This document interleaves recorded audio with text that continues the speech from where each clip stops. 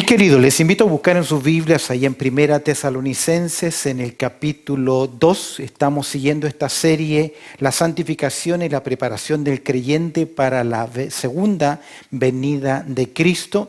Y hoy vamos a considerar a partir del verso 13 del capítulo 2, y me gusta como Warren Wiersbe en su comentario le llama a esta porción, recursos divinos para los que sufren. Pablo tuvo que salir rápidamente de la iglesia, del sector de Tesalónica, producto de la persecución de los judaizantes. Y si tú miras conmigo en verso 13, Pablo, después de defender su ministerio, de decirles que él no tiene motivaciones ocultas, engañosas, sino que él llegó a Tesalónica y cuidó a estos nuevos creyentes como una nodriza, como un padre. Ahora en verso 13, Pablo dice lo siguiente: por lo cual también nosotros, sin cesar, damos gracias a Dios, que cuando recibisteis la palabra de Dios, que oísteis de nosotros, la recibisteis no como palabra de hombres, sino según en verdad la palabra de Dios, la cual actúa en vosotros, los creyentes.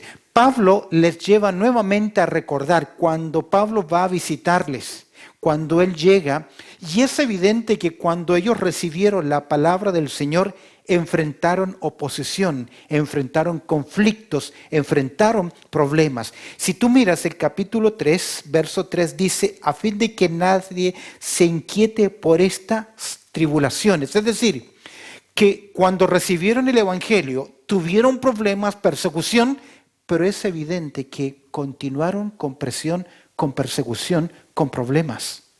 Nuestro Señor Jesucristo en Juan capítulo 16, verso 33, Jesús dice a sus discípulos que en el mundo vamos a tener aflicciones, y mayormente aquellos que quieren vivir piadosamente en Cristo Jesús. Pablo le dice a Timoteo en 2 Timoteo 3:12 que van a tener dificultades. No es nada nuevo para los creyentes, no es nada nuevo para los hijos de Dios. Ahora, tener problemas y dificultades, todos las tenemos. Pero aquí en esencia es por ser creyentes. Aquí en esencia es por ser hijos de Dios. Hay problemas de salud porque tuvimos un accidente, porque hubo una situación difícil, pero aquí estamos hablando de pruebas, de dificultades por defender nuestro testimonio, por ser creyentes, por ser hijos de Dios. Recuerda, si tú miras en el capítulo 1, estos hermanos se convirtieron de la idolatría al Dios vivo, dejaron todo un mundo de paganismo, de tradiciones atrás. Y al mundo no le gusta cuando una persona realmente se convierte. El mundo no tiene problema con religiosos, porque los religiosos no tienen problemas de convicciones. Tienen problemas cuando ese hombre, cuando esa mujer, cuando ese joven, cuando esa señorita realmente reciben a Cristo como su Salvador personal y se opera en cambio en sus vidas, porque sufren dificultades. Vamos a ver acá. Hoy veremos 3 recursos que el Señor nos da para que podamos enfrentar el sufrimiento sin perder el gozo que recibimos de parte de Dios en el momento de nuestra salvación. Vamos a ver 3 recursos acá, y el primero de ellos, volviendo al versículo 13, tiene que ver con el recurso del poder de la palabra de Dios.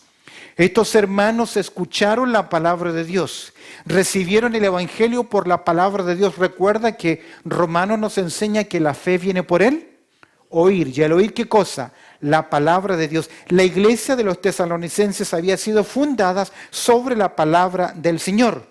Dice el verso 6 del capítulo 1, y vosotros vinisteis a ser imitadores de nosotros y del Señor, recibiendo la palabra en medio de gran tribulación, con gozo del Espíritu Santo. Es decir, escucharon el mensaje y a pesar de las persecuciones, la palabra de Dios que se anidó en su corazón produjo gozo y alegría. Ahora, la misma palabra que les dio la salvación, ahora les está dando la fuerza, el gozo para la fortaleza. Y es interesante, lo que primero que encontramos en verso 13 es el recurso del poder de la palabra de Dios. Y al mirar el verso 13, lo primero que podemos ver con respecto a la palabra de Dios es que ellos apreciaron la palabra como palabra de Dios y no palabras de hombres. Es interesante, en Atenas, todos invitan a Pablo al Areópago, a que hable lo que él sabe, su religión, porque a ellos les gustaba oír palabras, pero no tenían el corazón para oír ¿qué cosa? La palabra de Dios. Y mira cómo ellos apreciaron la palabra, de que cuando recibisteis la palabra de Dios, que oísteis de nosotros. Aquí lo primero que vemos es que ellos recibieron la palabra. El término recibir acá significa que ellos recibieron la palabra transmitida a través de un instrumento. Apreciaron que Pablo viniese y no oyeron las palabras de Pablo, sino que oyeron el mensaje de la palabra a través de los labios de Pablo. Es por eso que ellos le dieron la bienvenida como una palabra que vino a ellos, como la verdadera palabra de Dios. Y Pablo dice, que oísteis de nosotros. Tuvieron disposición de corazón para oír la palabra de Dios. Y entre paréntesis, oír la palabra de Dios. Debemos aprender a oírla con el corazón y no solamente con nuestros oídos. Es interesante que el Salmo 119, que usted conoce muy bien, este Salmo dice, verso 11, en mi corazón he guardado tus dichos para no pecar contra ti, el corazón. Mira qué interesante, el mismo Salmo 119, en el versículo 112, el salmista dice, mi corazón incliné a cumplir tus estatutos de continuo hasta el fin. El corazón. ¿Por qué el corazón? Porque es el centro del ser. Apreciaron la palabra de Dios. Y de hecho, la Biblia debe ser apreciada en primer lugar con el corazón. El corazón en la Biblia tiene que ver con el centro de los deseos. Y observa conmigo el recurso de la palabra de Dios. Vemos acá cómo ellos apreciaron la palabra, pero en segundo lugar, al mirar el verso 13, podemos ver cómo ellos no solamente apreciaron, sino que se apropiaron de la palabra. Apropiaron la palabra. ¿Y cómo la apropiaron? Dice, la recibisteis no como palabra de hombres.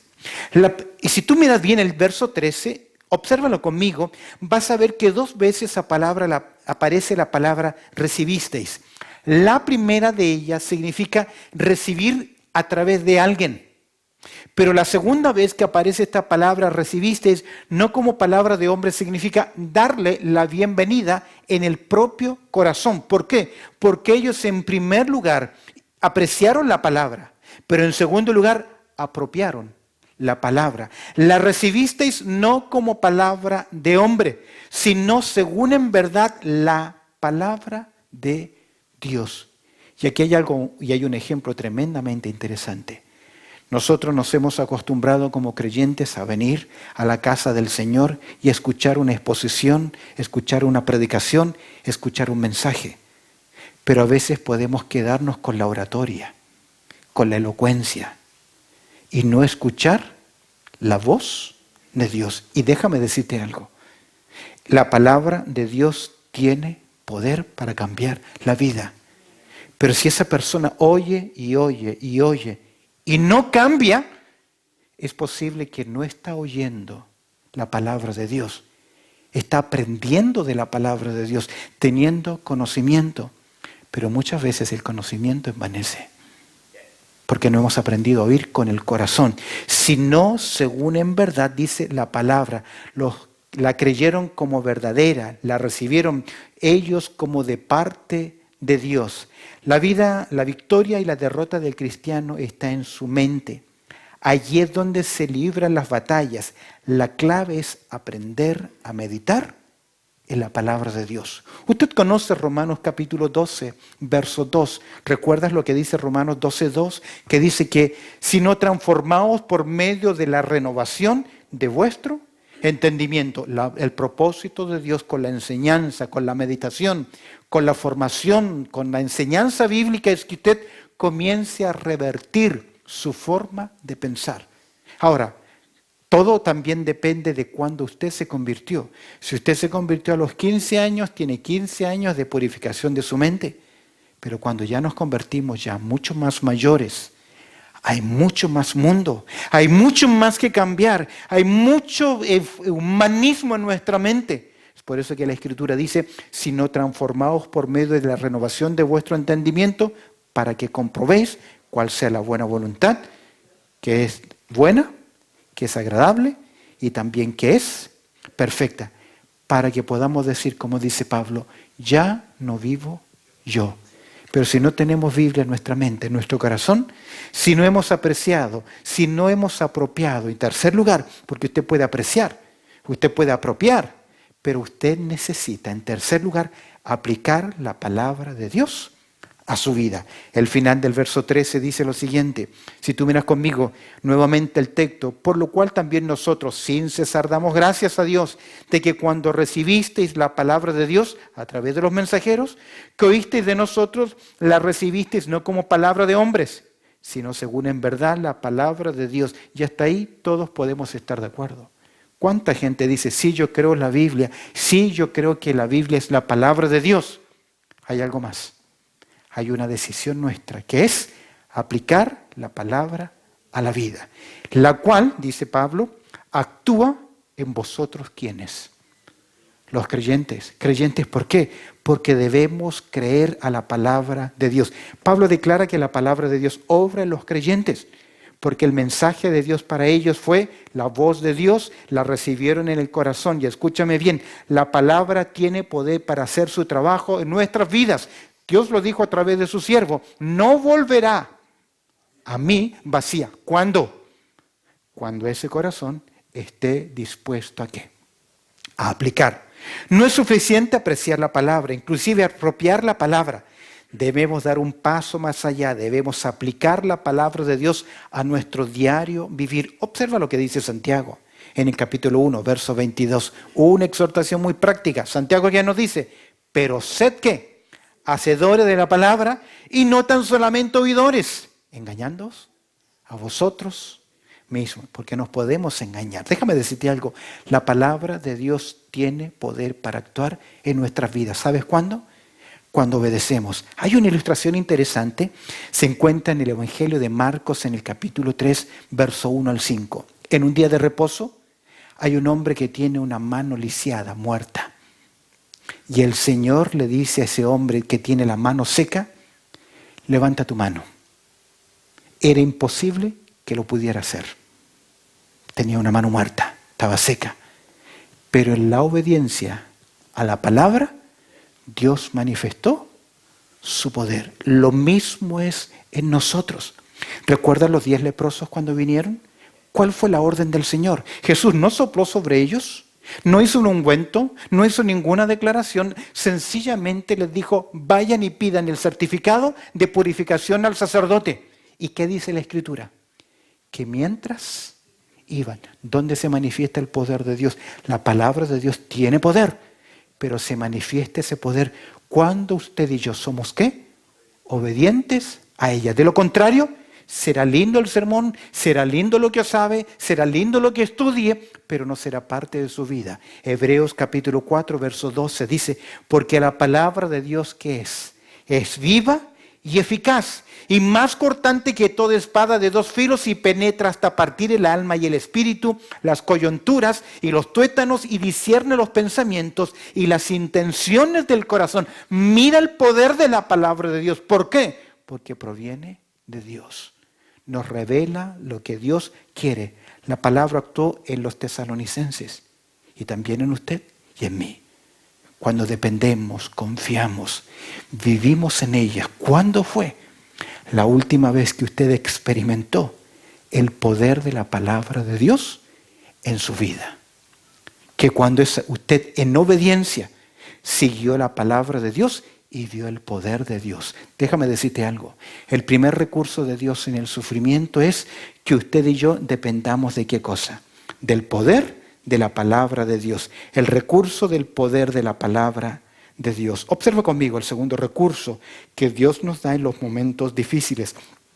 Verso 14 a 16. Vamos a ver acá el recurso del patrón del pueblo de Dios. Patrón como ejemplo. Patrón como modelo. Déjame decirte algo. En toda la historia los siervos de Dios han sufrido.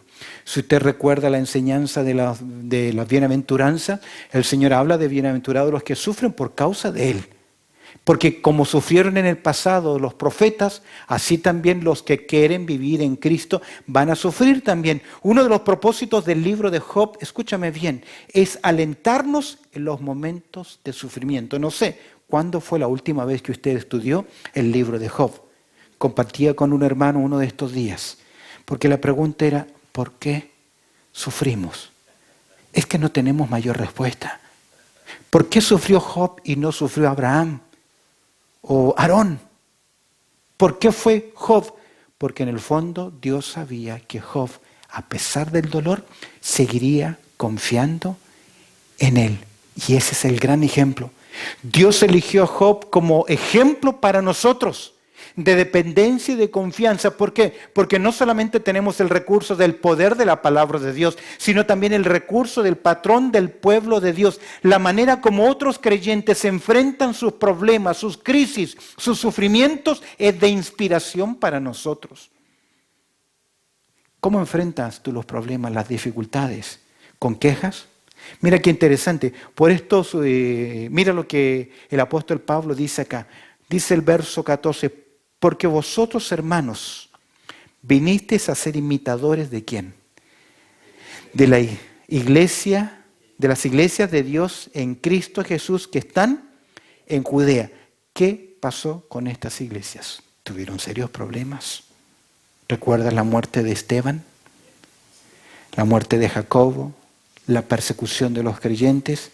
¿Sabes que persiguieron a todos los creyentes? Casi los únicos que quedaron fueron los apóstoles en Jerusalén. ¿Cuánto sufrió Pedro? Encarcelamientos, intimidación. ¿Cuánto sufrió el apóstol Pablo? Porque vosotros, hermanos, vinisteis a hacer ¿qué cosa? Imitadores. Es decir, que tú sufras, que yo sufra por el Evangelio. No es algo nuevo. De las iglesias de Dios en Cristo que están en Judea. Ahora, ¿quién está escribiendo esta carta? Pablo. ¿Cuánto hizo sufrir Pablo a la iglesia? En Gálatas capítulo 1, verso 13, Pablo dice, porque ya habéis oído acerca de mí, de mi conducta en otro tiempo en el judaísmo, que perseguí sobremanera a la iglesia de Dios y la asolaba.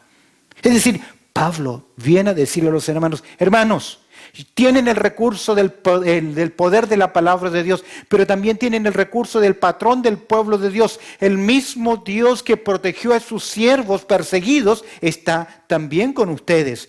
Pues habéis padecido de los de vuestra propia nación. Mira lo que dice Pablo.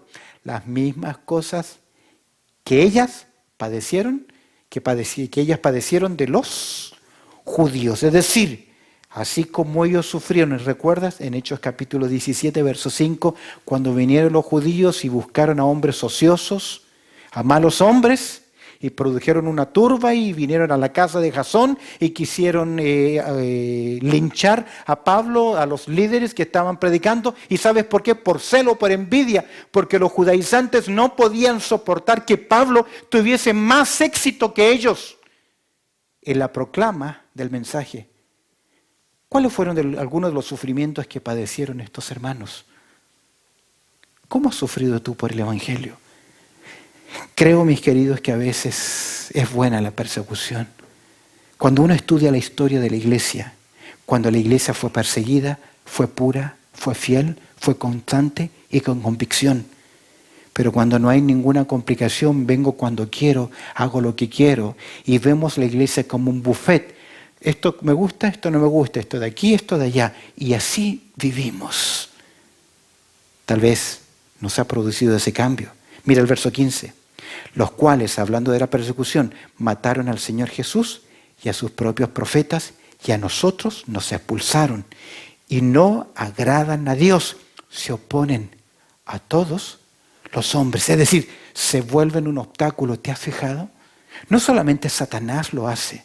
Recuerdo hace años atrás que estaba en mi país predicándole a una familia el Evangelio y cuando estaban a punto de recibir a Cristo como su Salvador personal, le dan una mascada a una niñita de 3 años y comenzó a ahogarse, a asfixiarse, que tuvieron que dar la vuelta para que expulsaran el pedazo de manzana.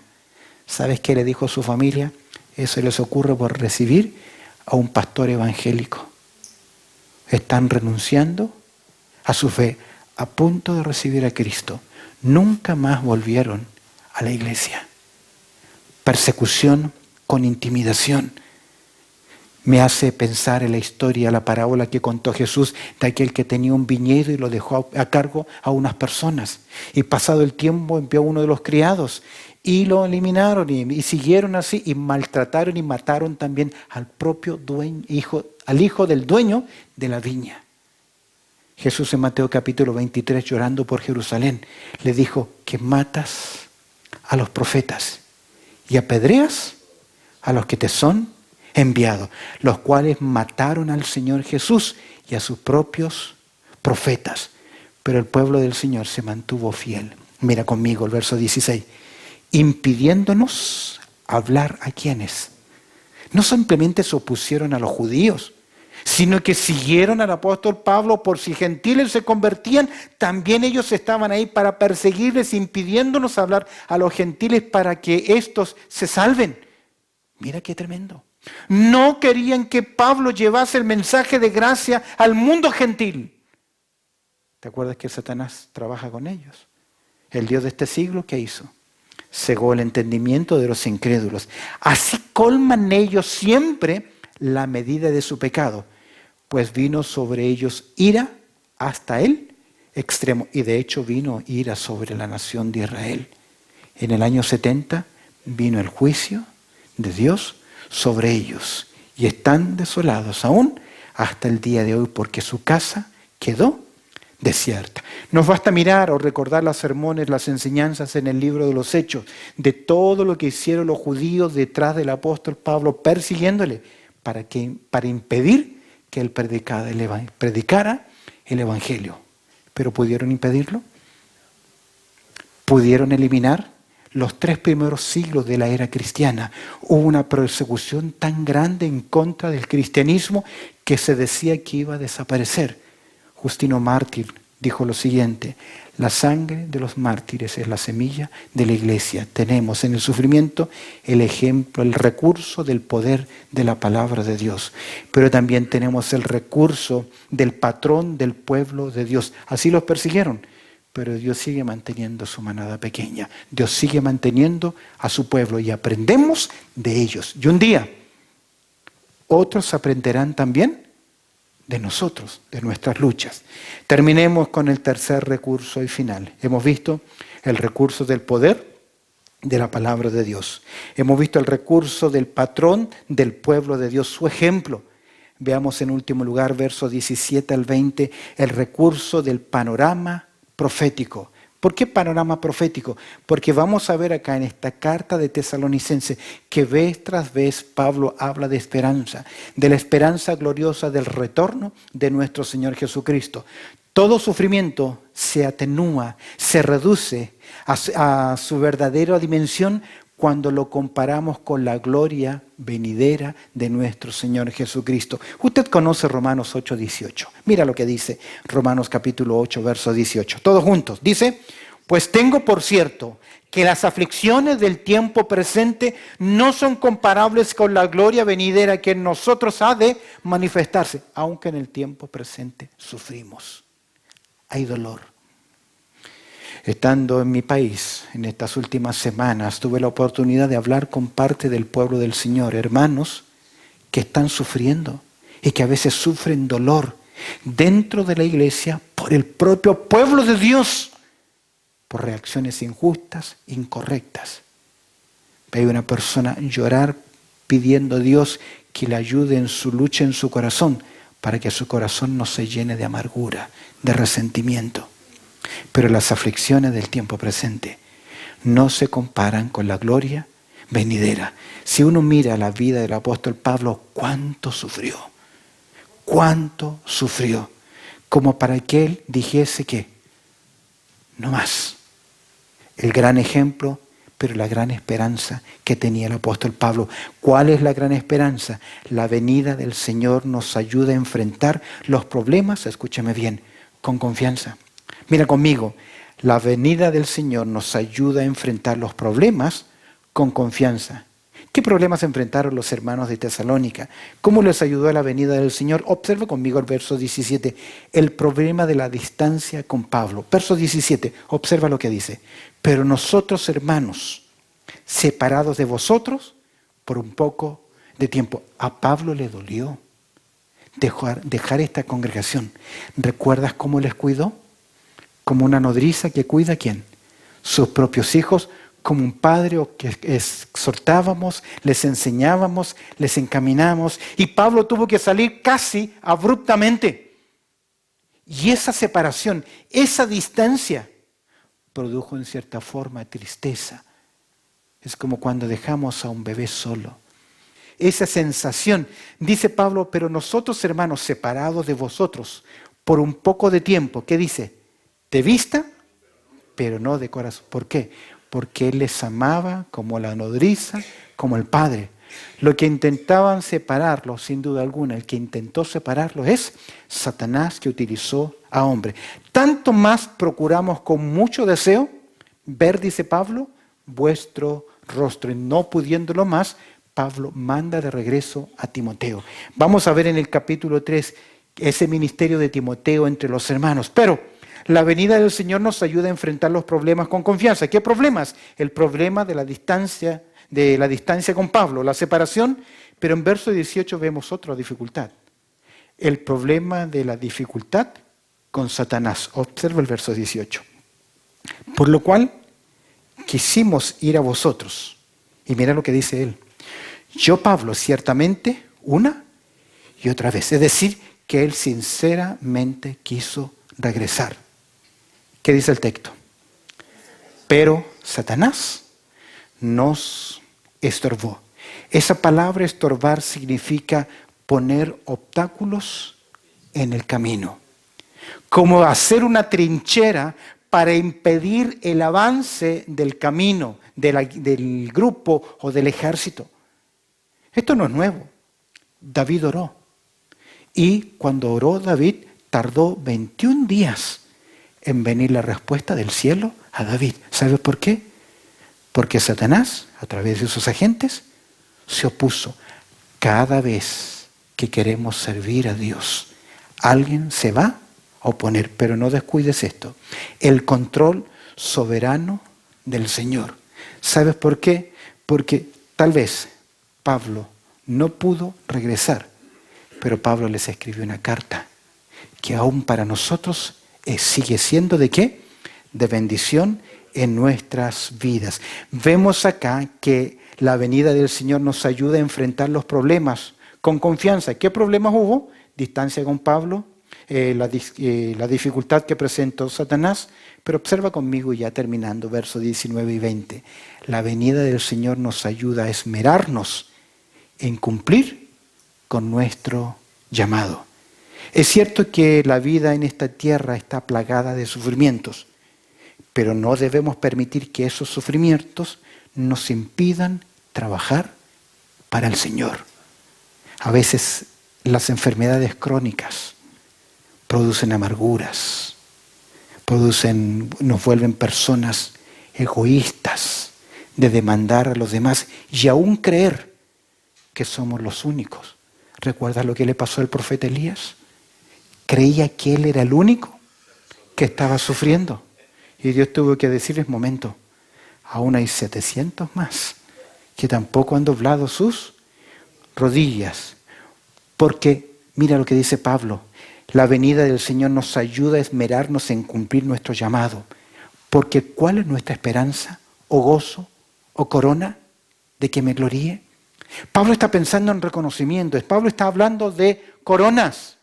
Hay una corona de fidelidad para aquellos que sufren. Hay otra corona para aquellos que llevan el mensaje de la palabra de Dios. ¿No lo sois vosotros delante de nuestro Señor Jesucristo en su venida? Pablo sabe que a pesar de sus sufrimientos, a pesar de los problemas, tuvo la oportunidad de llevar personas a los pies de Cristo. Y dice, ¿no lo sois vosotros delante de nuestro Señor Jesucristo en su venida? Es por eso que Pablo se aferra. Vosotros, dice el verso 20, ¿qué les dice? Vosotros sois ¿qué? Nuestra gloria y gozo. Es decir, sabía Pablo que cuando viniese el Señor Jesucristo, vería el fruto del trabajo en vidas transformadas. Y Pablo, ¿qué dice? Por lo cual, porque ¿cuál es nuestra esperanza o gozo o corona de que me gloríe? ¿No lo sois vosotros delante de nuestro Señor Jesucristo? ¿En qué? En su venida. Un día nos encontraremos con el Señor. Un día daremos cuenta delante del Señor. Y la pregunta es, ¿quién se va a levantar detrás de usted? Porque no hay mayor tragedia para un creyente que nunca haya llevado a alguien a los pies de Cristo. Porque vamos a enfrentarnos. Por eso que Pablo dice, vosotros sois ¿qué?